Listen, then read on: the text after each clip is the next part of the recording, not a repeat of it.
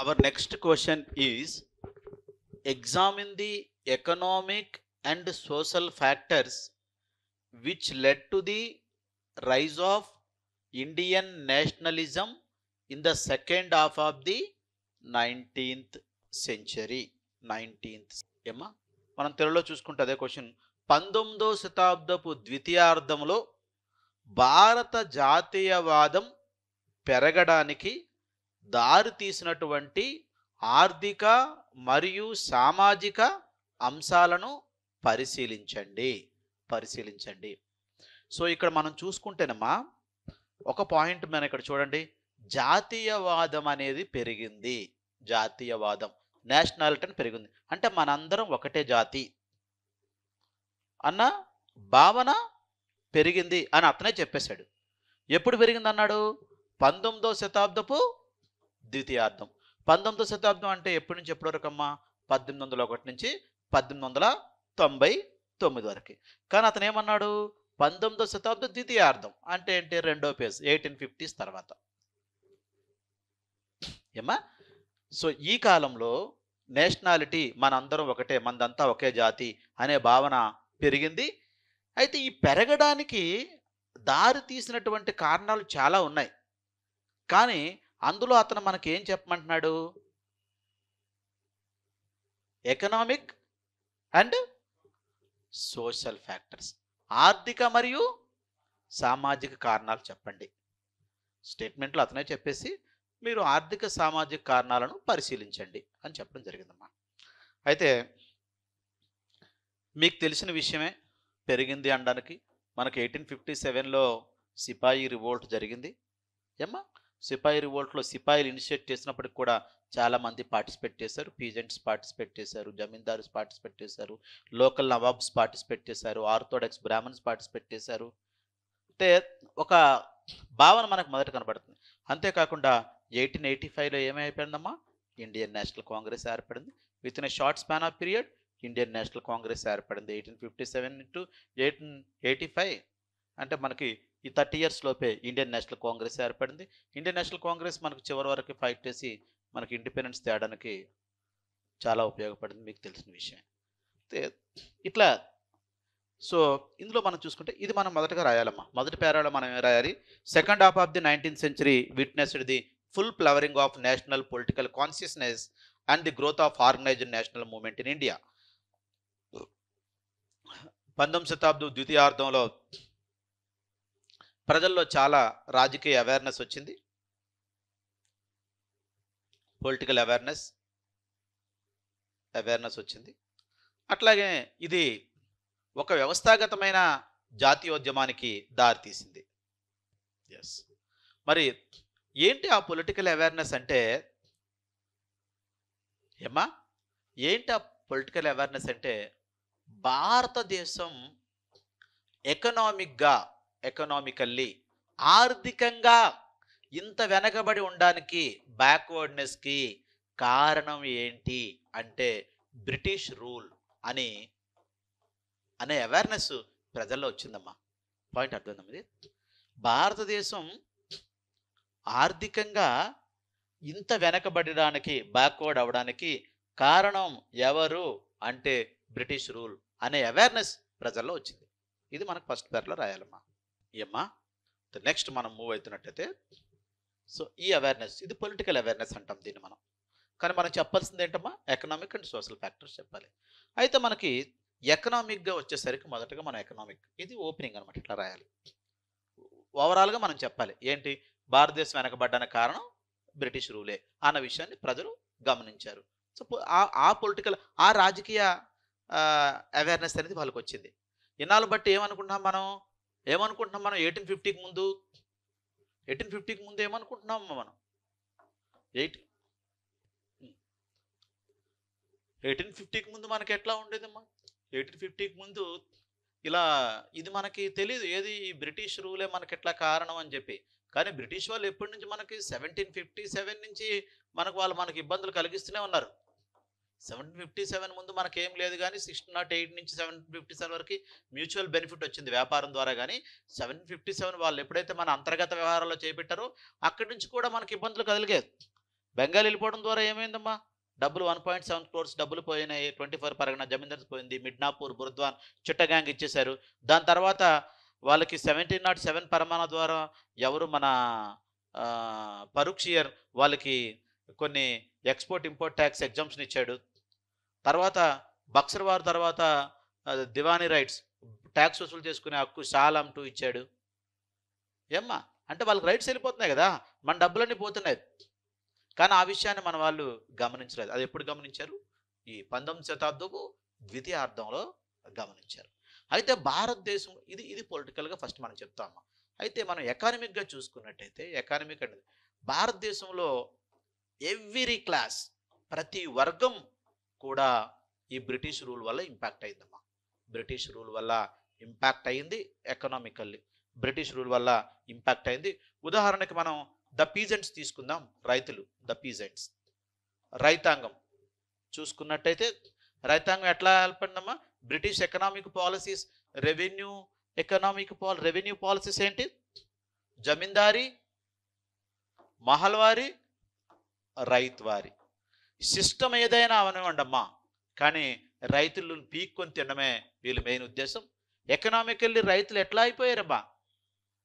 భారతదేశ రైతాంగం ఎట్లా ఉండేది? మనం వేదాల కాలం నుంచి మనం చూసుకున్నట్టయితే రాజ్యాలకు ఎంతెంత ల్యాండ్ రెవెన్యూ ఇస్తుండేది. రైతులు ఎట్లా అయిపోయారమ్మా? రోడ్డును పడిపోయారు. రైతుల రక్తాన్ని పీల్చుకొని తాగేశారు వీళ్ళు. జమీందారీ సిస్టంలో జమీందారులు తాగేశారు. రైతువారి సిస్టంలో గవర్నమెంట్ తాగేసింది 50% ట్యాక్స్ అని చెప్పి. మహల్వారి సిస్టంలో మహల్వార్ ఎవరైతే పెద్ద జమీందారు ఉన్నాడో ఆ జమీందారు. మహల్వారి సిస్టమ్ ఏం కొత్త సిస్టమ్ కాదమ్మా. It is a breeding. It is a mixed system of both zamindari and ryotwari system. మొత్తం అస్తవ్యస్తం అయిపోయిందమ్మా పీజెంట్స్ మొత్తం. ఇకపోతే రైతుల్ని మిగిలిన మర్చెంట్స్, వ్యాపారస్తులు, మనీ లెండర్స్ వీళ్ళు చివరికి ఉన్న వాళ్ళని పీకు తిన్నారు. Merchants, money lenders who cheated and exploited him. అంటే పాపం వీళ్ళకి తెలియదు కాబట్టి ఎక్కువ డబ్బులు ఇస్తున్నట్టు రాసుకోవడం, లేకపోతే తక్కువ ఇంట్రెస్ట్ అని చెప్పి ఎక్కువ ఇంట్రెస్ట్ రాసుకోవడం. ఇప్పుడు కూడా మీరు ఊర్లో చూసారా? చీటీ రాస్తున్నప్పుడు డబ్బులు ఇచ్చినప్పుడు సంతకం పెట్టిస్తారు. పాపం ఈ రైతుకి ఏం తెలియదు. కానీ తర్వాత కొన్ని రోజుల తర్వాత తీసుకుంటే నువ్వు తీసుకుంది 4 lakhs కదా, ఇక్కడ చూస్తే 10 lakhs అని ఉంటుంది. సంతకం పెట్టావంటే ఇట్లాంటి ఇంకా అక్కడెక్కడ జరుగుతుంటాయమ్మా. 1 రూపీ ఇంట్రెస్ట్ అని చెప్తారు, 2 రూపీస్ రాస్తాడు. పాపం ఇతనికి తెలియదు, సంతకం పెడతాడు. తర్వాత చూస్తే ఒక 5 ఏళ్ళ తర్వాత చూస్తే చాలా ఎక్కువ అయిపోద్ది. ఇప్పుడు ఊర్లలో కూడా మీరు చూస్తుంటారు, ఒక్కొక్కరికి 100 ఎకరాల ల్యాండ్ ఉన్న జమీందారులు ఉంటారు. ఎట్లా? ఊర్లో వాళ్ళందరికి ఇచ్చి తలో ఎకరం 2 ఎకరాలు ఉంటే వీళ్ళు డబ్బులు కట్టలేనప్పుడు ఏం చేస్తారు? ల్యాండ్ తీసుకుంటారు. ఏమా? మర్చెంట్స్ అండ్ మనీ ల్యాండర్స్ వీళ్ళని పీక్కొని తినడం జరిగింది. నెక్స్ట్ వీళ్ళ పరిస్థితులు. Next artisans and handicrafts. Artisans and handicrafts. ఎవరమ్మా ఆర్టిజాన్స్ అంటే? ఆర్టిజాన్స్ అనే కళాకారులు, ఆర్టిజాన్స్, చేతి వృత్తుల వారు. సో వీళ్ళు ఏమనుకున్నారు? మనకి బ్రిటిష్ వాళ్ళు మనకు హెల్ప్ చేస్తారు, బ్రిటిష్ పాలన వచ్చింది, మనకు బాగుంటుంది అనుకున్నారు. జనరల్గా మీకు తెలుసమ్మా, మనం చెప్పుకున్నాం ఒక క్వశ్చన్ ఏంటి? మోడర్న్ టర్మ్లో భారతదేశం ఏమైనా ఇండస్ట్రియలిస్ట్ కంట్రీ కాదు, కానీ ప్రపంచానికి మనం ఎవరో చెప్పుకున్నాం ఏంటి? ప్రపంచానికి మనము ఎగుమతిదారిగా ఉండేవారమ్మా. ఎట్లా? ఇప్పుడు మనకు భారతదేశం నుంచే బట్టలు అవన్నీ ఏగిపోయాయి. కాకపోతే మనం ఏంటంటే చిన్న చిన్న ఇళ్లలో తయారు చేసుకున్నా మన దగ్గర నుంచి ఎక్స్పోర్ట్ అయ్యాయి గూడ్స్ అవన్నీ. సో అవన్నీ ఎవరు చేసేవారు? ఈ ఆర్టిజన్స్ అండ్ ఎవరు హ్యాండీక్రాఫ్ట్ చేతి వృత్తుల వారు చేసేవారు. ఈ కళాకారులు చేతి వృత్తుల వారు. సో వీళ్ళ వల్ల ఇది ఏమైంది? ఫారెన్ కాంపిటీషన్ని వీళ్ళు తట్టుకోలేకపోయారమ్మా. ఏమైంది? వీళ్ళ ఎకనామిక్ పాలసీస్ మీరు చెప్పాం కదా, 1757 to 1813 మర్కంటలిస్ట్ వ్యాపారవాద దశ, 1813 to 1857, 1857 to 1947 ఇది చెప్పుకున్నాం, గుర్తుంది కదా? ఏందమ్మా? ఇది వ్యాపారవాద దశ, ఇది పారిశ్రామిక దశ, ఇది పెట్టుబడిదారు దశ. ఈ 3 దశల్లో కూడా భారతదేశాన్ని వీళ్ళు పీకుతున్నారమ్మా. దీన్ని మనం ఏమంటాం? కొలనలిజం అంటాం, వలసవాదం. సామ్రాజ్యవాదం అంటే సామ్రాజ్యాలు ఆక్యుపై చేసుకోవడం, ఇంపీరియలిజం. ఇది కొలనలిజం, వలసవాదం. వలసవాదంలో ఫస్ట్ దాంట్లో ఏం చేసేవారు, మన వస్తువులు వసూలు చేసుకునేవారు, ఇక్కడి నుంచి ఉన్న డబ్బులే ఇచ్చేవారు. ఇక్కడ గింగాల్లో వసూలు చేసుకునేవారు కదా దివానీ రైట్స్ అవి. అంతకుముందు 1600 టు 1757, 1608 మన వస్తువులు ఎక్స్పోర్ట్ చేసుకునేవారు, అక్కడి నుంచి మనకు డబ్బులు వచ్చేవి. ఇక్కడి నుంచి ఇంకా డబ్బులు రావడం మానేసాయి, మన డబ్బులే మనకు చేసేవారు. ఇక్కడికి వచ్చేసరికి పరిశ్రమలు ఎక్కువైపోయాయి. ఎక్కడ? బ్రిటన్లో. సో వాళ్ళకి ఏంటంటే రా మెటీరియల్ అవసరం లేదు, సారీ వాళ్ళకి ఫినిష్డ్ గూడ్స్ అవసరం లేదు, ఇంకా ఈ చేతి వృత్తులు వాళ్ళు తయారు చేసినటువంటి బట్టలు అవన్నీ అవసరం లేదు. వాళ్ళకి ఏం కావాలి? రా మెటీరియల్ కావాలి. రా మెటీరియల్ అంటే ఏంటి? ముడిసరుకు కావాలి. ముడిసరుకుని తీసుకెళ్ళి వాళ్ళ ఇండస్ట్రీ, అప్పుడు ఇండస్ట్రియలైజేషన్ స్టార్ట్ అయింది కదా, అక్కడ పారిశ్రామిక విప్లవం. సో వాళ్ళు ఇండస్ట్రీలు వేసుకొని ఆ బట్టల్ని వాటిని ఇక్కడ డంప్ చేసేవారు. అంటే మన ఇండియా ఎట్లా అయిపోయింది? Market sorry raw material supplier ఒక పక్క, ముడిసరుకు ఎగుమతిదారు ఇంకో దగ్గర, ఫినిష్డ్ గూడ్స్ మార్కెట్ మన దగ్గర, మార్కెట్లో వాళ్ళ వస్తువులు వచ్చేవి. ఇక్కడ చిన్న చిన్న జమీందారులు వాళ్ళు పోయారు, వీళ్ళని ఆలాపనగా చూసేవాళ్ళు, ఎవరిని? ఆర్టిజాన్స్ని, వీళ్ళని చూసేవాళ్ళు. ఏమ్మా చూసేవాళ్ళు. ఇంకో పాయింట్ ఏంటమ్మా, రెండో పాయింట్, సో ఇక్కడి నుంచి వస్తున్న వస్తువులు వీళ్ళని చిన్న భిన్నం చేసే స్వదేశీ సంస్థానం వాళ్ళు ఈ వస్తువులు వాడేవారు కాదు. ఎందుకంటే ఈ వస్తువులు ఫినిష్డ్ గూడ్స్ ఉండేవి, ఇవి తక్కువ రేటుకే మన దగ్గర అమ్మేవారు, వీళ్ళు తక్కువ రేటుకి అమ్మేసేవారు. ఏమ్మా ఎందుకు తక్కువ రేటుకి? ఇక్కడ ఇంపోర్ట్ చేసుకునే దగ్గర ట్యాక్స్ వసూలు చేసేవారు కాదు. ఒకవేళ మన గూడ్స్ ఏమైనా ఎక్స్పోర్ట్ చేస్తే ఇక్కడ వాళ్ళు ఇంపోర్ట్ చేసుకునే ప్లేస్లో ట్యాక్స్ వేసేవారు. ఏంటి ఇట్లా చేస్తున్నారంటే, బ్రిటిష్ వాళ్ళకి ఏది మంచిదైతే అదే ఇండియాకి మంచిదని చెప్పేవారు. ఆ పాయింట్ మనం అక్కడ చెప్పుకున్నాం. ఈ విధంగా ఏం చేశారమ్మా వీళ్ళు?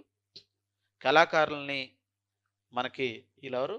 హ్యాండిక్రాఫ్ట్, చేతులు ఉత్తులు వారి తాలూకా అన్నిటిని నాశనం చేశారు. బ్రిటిష్ కాంపిటీషన్, ఫారెన్ కాంపిటీషన్ ఏమో రాయాలి, foreign competition led to the ruin of Indian industries. భారతదేశ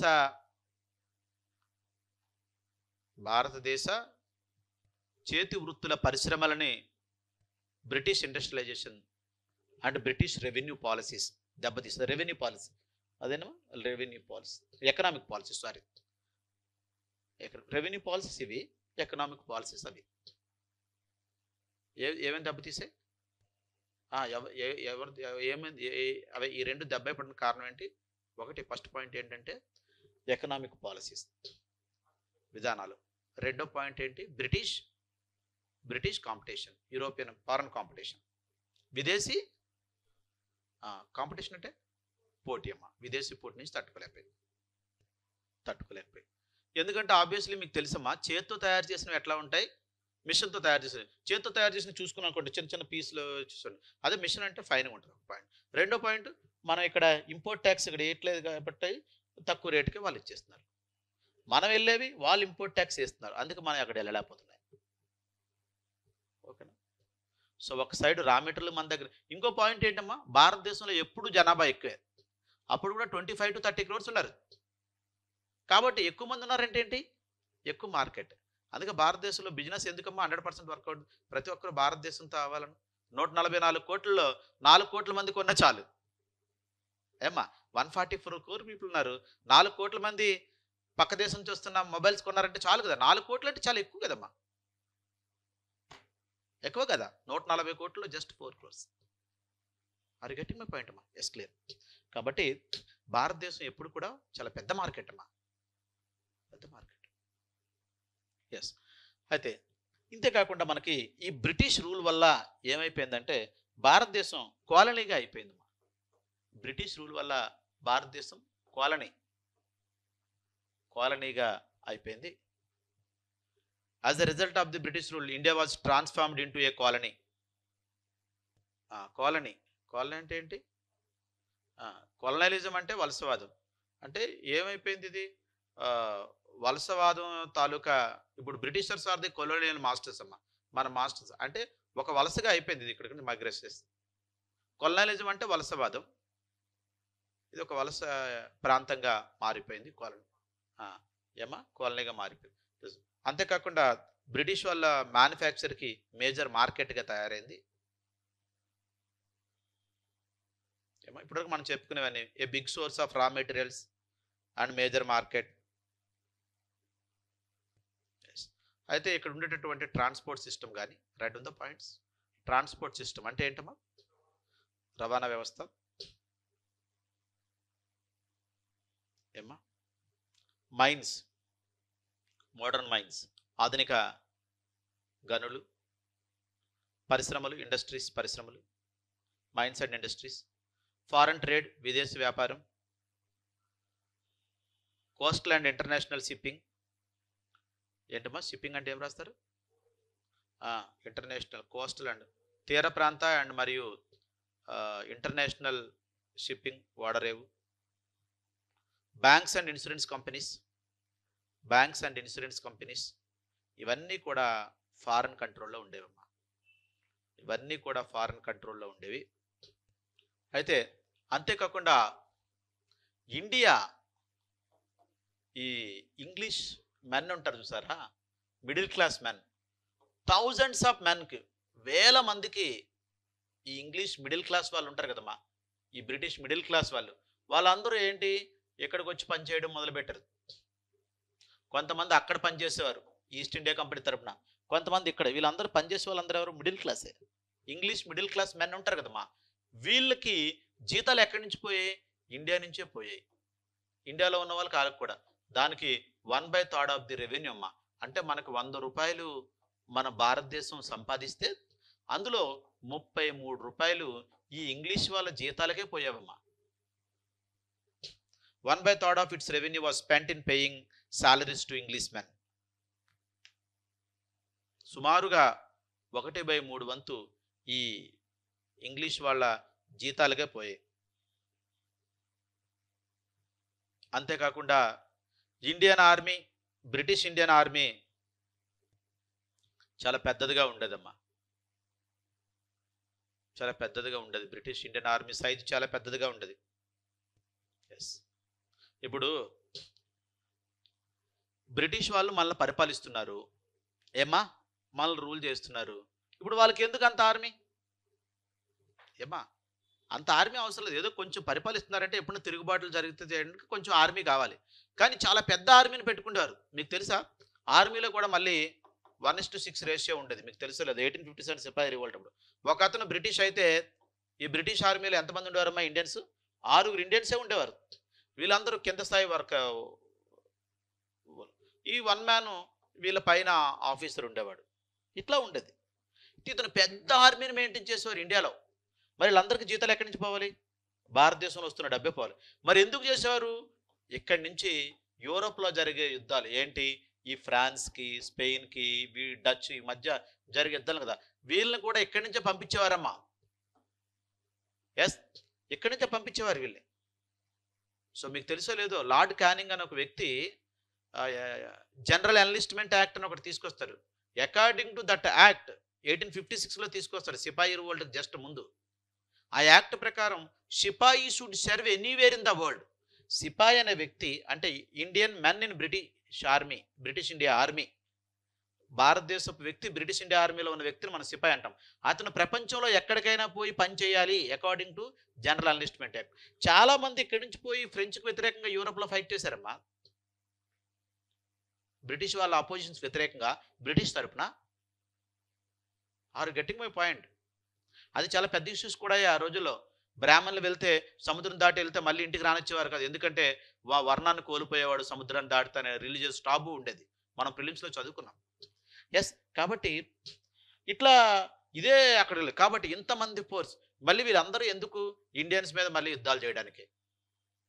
ఇండియా మీద ఎవరైనా దాడి చేస్తారు, ఇంకెవరు చేసేది ఏముండదు. వీళ్ళే మళ్ళీ ఇండియాలో ఉన్న రాజ్యాలపైన ఇట్లా చేయడం కోసం. ఎస్, ఇట్లా చాలా సైజులో చాలా పెద్ద ఆర్మీని ఎవరు బ్రిటిష్లో రన్ చేసేవారమ్మా. Clear? And Indian economy and social development అనేది completely subordinate to the British economy and social development అమ్మా. భారతదేశపు ఆర్థిక మరియు సామాజిక అభివృద్ధి అనేది బ్రిటిష్ ఆర్థిక సామాజిక అభివృద్ధి కింద సబార్డినేట్. అంటే వాళ్ళది ఫస్ట్, తర్వాత మందని. అర్థమైందమ్మా? అయితే చాలామంది నేషనల్ ఎకానమీస్ లైక్ ఇప్పుడు దాదాబాయి నౌరోజీ గారు కానీ, ఆర్‌సి దత్ కానీ ఇలాంటి వాళ్ళందరూ కొన్ని విషయాలను రేజ్ చేశారమ్మా. ఏంటంటే సివిల్ అండ్ మిలిటరీ ఎక్స్‌పెండిచర్ ఎక్కువ అవుతుంది. దాన్ని తగ్గించండి. ఏమ్మా? రెండో పాయింట్ ఏంటంటే ఇండియన్ ఇండస్ట్రీస్‌ని మీరు ఇండియాలో కొత్త పరిశ్రమలు కట్టించాలి. బ్రిటిష్ ఇండస్ట్రీస్‌కి ధీటుగా ఇక్కడ ఇండస్ట్రీస్‌ని కట్టించాలి. ఎందుకంటే మీరే కదా మమ్మల్ని రూలర్స్. మీరు పాలకులు కదా! పాలకుల్లా ఉండాలి గానీ పీడితులుగా ఉండకూడదు. అందుకే దాదాబాయి నౌరోజీ గారు ఏమన్నారమ్మా? 'The poverty and un British rule' అనే బుక్ రాశారు. ద పావర్టీ అండ్ ఏంటమ్మా? Un British rule. Un British rule అంటే ఏంటి? అతను ఆల్రెడీ బ్రిటిష్ పార్లమెంట్‌లో అతను ఎంపీగా ఉండేవాడు. అక్కడ బ్రిటిష్ పార్లమెంట్ ఎట్లా బ్రిటిష్ వాళ్ళు రూల్ చేస్తుందో చూసాడు. కానీ అలా మీరు ఇక్కడ చేయట్లేదు. అందుకే అన్ బ్రిటిష్ రూల్ అన్నాడమ్మా. Actually we were under the control of British rule అప్పుడు. కానీ ఎందుకు అన్ బ్రిటిష్ రూల్ అన్నాడంటే బ్రిటిష్ వాళ్ళ రూల్ ఇలా ఉండదు. మిమ్మల్ని మీరు ఎట్లా చేసుకుంటారో అట్లా ఉండాలి ఇదని. అంతేకాకుండా అతను ఏం చెప్పాడు? డ్రైన్ ఆఫ్ వెల్త్, భారతదేశం నుంచి సంపద తరలి వెళ్ళిపోతుంది. దాన్ని స్టాప్ చేయాలి అని.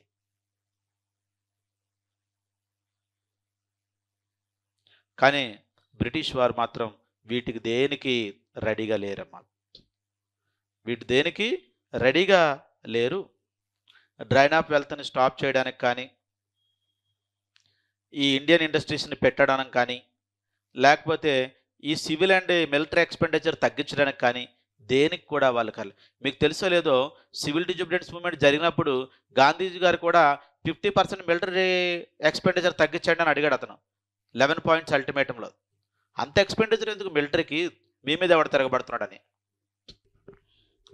యెస్. ఇట్లా ఇండియన్ నేషనలిస్ట్స్ ఎవరైతే ఉన్నారో ఇప్పుడు మనం చెప్పుకున్న దాదాబాయి నౌరోజీ, ఆర్‌సి దత్తు ఇలాంటి వాళ్ళందరూ ఏంటంటే ఇట్లా చెప్పడం ద్వారా ప్రజల్లోకి అవేర్‌నెస్ వెళ్ళిపోయిందమ్మా. ఓహో! ఇది బ్రిటిష్ రూల్ కాదా? ఓకే. బ్రిటిష్ వాళ్ళు మన పాలకులు కాదా? మన పీడితులా? మన దగ్గర నుంచి డబ్బులు లాక్కెళ్ళిపోతున్నారా? ఆ! మన దగ్గర పరిశ్రమలు పెట్టకుండా వాళ్ళ పరిశ్రమలతో మనల్ని కొల్లగొడుతున్నారా? వాళ్ళ సామాన్లు మన దగ్గర డంప్ చేస్తున్నారా? ఈ విషయాలన్నీ ఈ నేషనలిస్ట్ జాతీయవాదులు ప్రజలకు తెలియదు కదమ్మా. సామాన్య ప్రజలకు ఏం తెలుస్తుంది? వాళ్ళ డ్యూటీ వాళ్ళు చేసుకో ఆటో వాళ్ళకి రిక్షా నడుపుకునే వాళ్ళకి ఏం తెలుసు? వాళ్ళ డ్యూటీ వాళ్ళు చేసుకుంటారు. కానీ ఇంత పెద్ద పైన ఏం జరుగుతుందో తెలీదు. వీళ్ళు ఇట్లా వీళ్ళ బుక్స్ ద్వారా, వీళ్ళ మాటల ద్వారా ప్రజల్లోకి పంపించగలిగారు. ఏమ్మా? అయితే ఇట్లా ఇండియన్ నేషనలిస్టు ఒక థియరీని డెవలప్ చేశారమ్మా. Theory of increasing poverty in India. అంటే భారతదేశంలో పేదరికం పెరిగిపోతుంది. ఎందుకంటే బ్రిటిష్ వాళ్ళు తలపెట్టినటువంటి భారతదేశ వ్యతిరేక విధానాల వల్ల, వ్యతిరేక ఆర్థిక విధానం వల్ల అంటే ఏంటంటే భారతదేశంలో పేదరికానికి కారణం ఏంటంటే ఫారెన్ రూలే అని గట్టిగా నొక్కి చెప్పారమ్మా. వెంటనే ప్రజలందరూ ఏం చేశారంటే ఈ ఫారెన్ రూల్‌కి, ఫారెన్ గూడ్స్‌కి హ్యాట్రెడ్ పలికి అంటే ఫారెన్ గూడ్స్‌కి వాళ్ళు స్వస్తి పలికి వెంటనే స్వదేశీ గూడ్సు, స్వదేశీ రూలు కావాలని చెప్పి వాళ్ళు డిమాండ్ చేశారమ్మా. స్వదేశీ గూడ్స్, స్వదేశీ రూలు కావాలని. అండ్ లవ్ ఫర్ ది స్వదేశీ గూడ్స్ అంటే దేశంలో తయారైన వస్తువుల్ని ప్రేమించడం జరిగింది. అలాగే స్వదేశీ రూల్ కావాలి అని చెప్పి ద స్పిరిట్ ఆఫ్ నేషనలిజం అనేది మనకి ఇక్కడ ప్రజల నుంచి రావడం అనేది జరిగిందమ్మా. అంతేకాకుండా మనకి పీజెంట్స్ కానీ, ఆర్టిజన్స్ కానీ, లేకపోతే ఈ వర్కర్స్ కానీ ఎటువంటి రాజకీయ హక్కులు లేవమ్మా. No political rights or powers.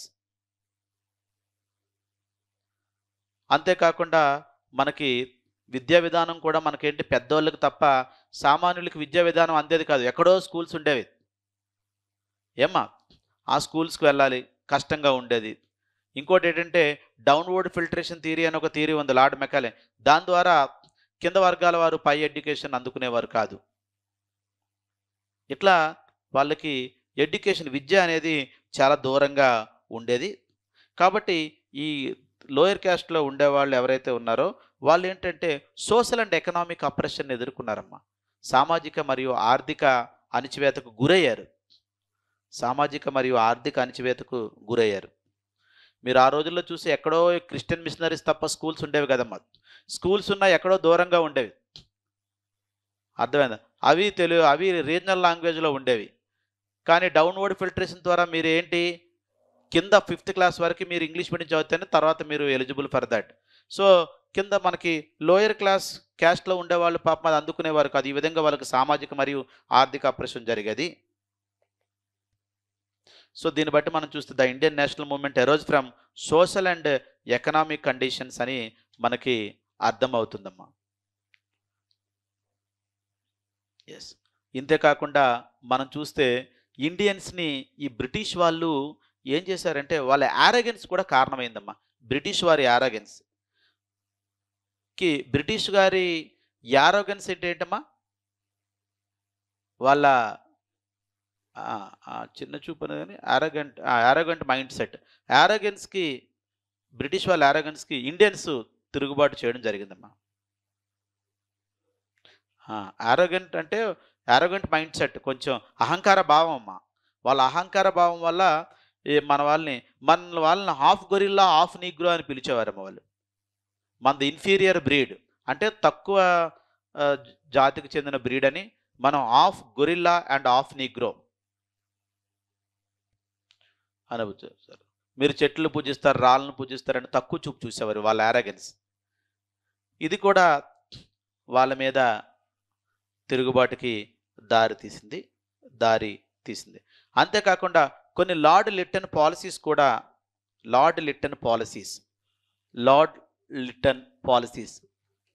Lytton అనే ఒక వైస్రాయ్ ఉండేవాడమ్మా.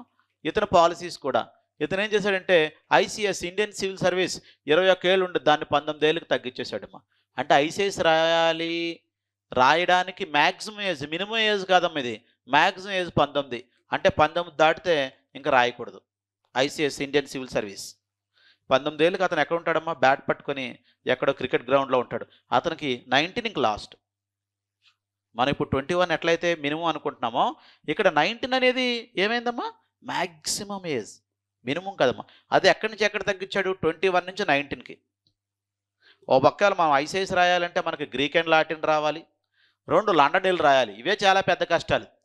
దాంతో మళ్ళీ వయసు 19 తగ్గించాడు. దీన్ని బట్టి చూస్తే వీళ్ళు ఇండియన్స్ని, భారతీయుల్ని ఐసీఎస్లోకి రానివ్వకూడదు అనుకుంటున్నారన్న విషయం భారతీయులకు తెలిసింది.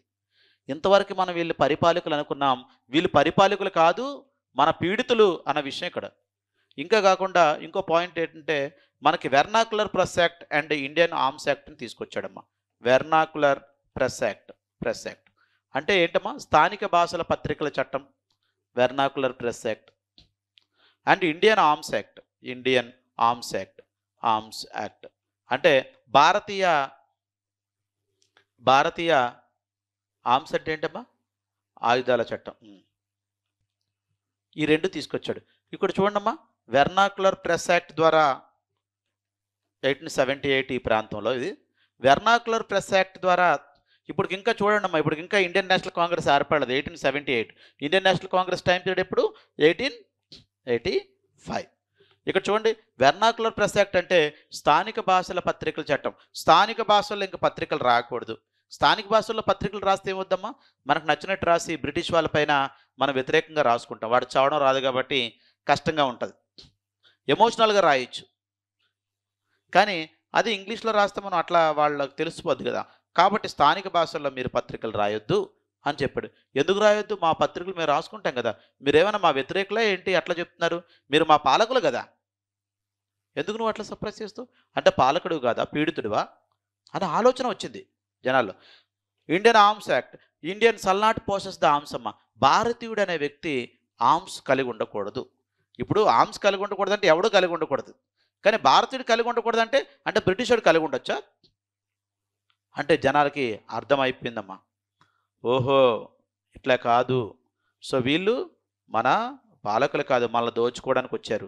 మనమేమనుకున్నాం, ఢిల్లీ సుల్తాన్లాగా అట్లానే మొఘలుల్లాగా వీళ్ళు కూడా మనకి పాలకులు. వాళ్ళు వచ్చారు చూడండి, ఎంత బాగా పరిపాలించారు. వాళ్ళు ఎప్పుడు కూడా అట్లాంటిది లేదు. ఈవెన్ ఇక్కడే కాదు, మనకి యాన్షియంట్ ఇండియాలో కనిష్క పరిపాలించాడు, మనకు మియాండర్ పరిపాలించాడు, శక రుద్రదామన్ పరిపాలించాడు. వాళ్ళు ఎప్పుడు కూడా ఏమనుకున్నారంటే భారతదేశాన్ని వాళ్ళ దేశంగా భావించి, భారతీయ ప్రజలను వాళ్ళ ప్రజలుగా భావించి రూల్ చేశారు ఏమా. అంతేగాని ఈ భారతదేశం లాక్కుని వాళ్ళ దేశానికి వెళ్ళిపోవాలి, భారతదేశంలో ఎకనామిక్ రిసోర్స్ అన్నీ అనుకోలేదు. వీళ్ళు కూడా అట్లా అనుకున్నాం, కానీ వీళ్ళు చేసే పనులు చూస్తే మనకు అర్థమవుతుంది ఇక్కడ. ఇంతే కాకుండా మనకి ఇంకో పాయింట్ ఏంటంటే, మనకి ఒక ఇది ఉండేదమ్మా. ఏంటంటే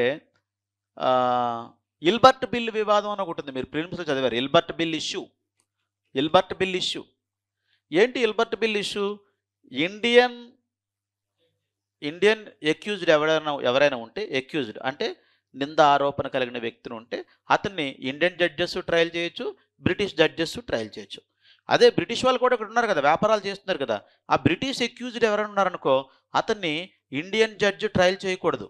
ఓన్లీ బ్రిటిష్ జడ్జే ట్రయల్ చేయాలి. అంటే ఏంటి? ఇప్పుడు ఇండియాలో ఒక అతను దొంగ వ్యక్తి ఉన్నాడు అనుకో, దొంగతనం చేసే వ్యక్తి, ఇద్దరు ట్రయల్ చేయొచ్చు. కానీ బ్రిటిష్ దొంగ ఉంటే ఇండియన్ జడ్జి ట్రయల్ చేయకూడదు. ఇదేం డిస్క్రిమినేషన్? కాబట్టి మనకు లార్డ్ రిప్పన్ అనే ఒక మంచి వైస్రాయ్ వచ్చాడమ్మా. లార్డ్ రిప్పన్ యాక్చువల్లీ ఇతను మనకు మంచి కంటే అతనికి మంచి అనుకోవాలి ఎక్కువ బ్రిటిష్ వాళ్ళకే. ఎందుకంటే ఏం జరుగుతుందో లోపం చెప్తే సాల్వ్ చేసుకునే పరిస్థితిలో ఉండాలి. లార్డ్ రిప్పన్ ఏమన్నాడంటే, ఇల్బర్ట్కి ఈ ఇష్యూ మీద ఇట్లా కాదు, ఇట్లాంటి డిస్క్రిమినేషన్ వద్దు, ఇండియన్ జడ్జెస్కి బ్రిటిష్ జడ్జెస్కి, ఇక్కడ కూడా ఇండియన్ జడ్జెస్కి బ్రిటిష్ జడ్జెస్కి అట్లా ఒక బిల్లు తయారు చేయమంటే బిల్లు తయారు చేసి బ్రిటిష్ పార్లమెంట్లో పెట్టారమ్మా. ఎందుకు? యాక్ట్ కోసం, చట్టం కోసం. కానీ యూరోపియన్స్ ఎక్కువ మంది ఎవరుంటారు? వైటే ఉంటారు కదా బ్రిటిష్ పార్లమెంట్లో. వాళ్ళందరూ ఏం చేశారు? సో వద్దు, అట్లా కాదు, బ్రిటిష్ని ఇండియన్ బ్లాక్ మ్యాన్ ట్రయల్ చేయడానికి కాదు అని చెప్పి బిల్లుని ఓడించేశారు. దీన్ని ఇల్బర్ట్ తయారు చేశారు కాబట్టి ఇల్బర్ట్ బిల్ అంటారమ్మా. దీన్ని లార్డ్ రిప్పన్ దీన్ని ముందుకు తీసుకొచ్చారు. ఎక్కడ? లార్డ్ లిట్టన్ తర్వాత వచ్చినటువంటి లార్డ్ రిప్పన్ నెక్స్ట్ వైస్రాయ్. ఏమా? అయితే ఇల్బర్ట్ బిల్లు వివాదం అనేది ఏమైందంటే, ఇల్బర్ట్ బిల్లు ఓడిపోయింది. ఓడిపోయేసరికి మన వాళ్ళకి వెంటనే అవేర్నెస్ వచ్చింది. అంటే మనల్ని వేరేగా చూస్తున్నారు వీళ్ళు, మన జడ్జి ఎందుకు ట్రయల్ చేయకూడదు? అతను కూడా అదే చదువుకొని ఉంటాడు కదా. ఏమా? సో కాబట్టి వాళ్ళందరూ ఒకటిగా ఉన్నారు, మనందరం ఒకటిగా ఉండాలి. ఇతని టైం పీరియడ్ 1884. ఇమీడియట్లీ తర్వాత 1885లో ఇండియన్ నేషనల్ కాంగ్రెస్ ఏర్పడిందమ్మా. ఇలాంటివన్నీ భారతీయులందరినీ మనల్ని ఐక్యం చేస్తుంది. సామాజికంగా వీళ్ళు ఇవన్నీ సామాజికంగానే కదా.